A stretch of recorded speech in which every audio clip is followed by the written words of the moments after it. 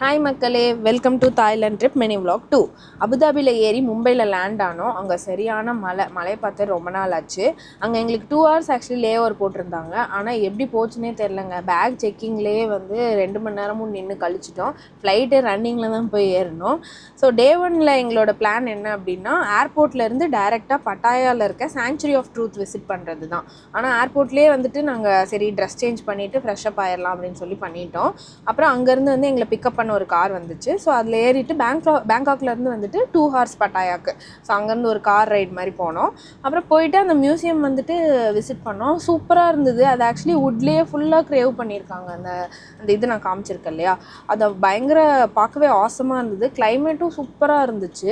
நாங்கள் நைட் வந்துட்டு ஒரு ரோல் சாப்பிட்டது தான். அதுக்கப்புறம் மியூசியம் போகிற வழியில் வந்து எந்த கடையுமே இல்லை. அதனால் அங்கேயே வந்து ஒரு ஃப்ரெஞ்ச் ஃப்ரைஸையும் சாப்பிட்டுட்டு வெளியே வந்து தான் நாங்கள் லஞ்ச் சாப்பிட்டோம்.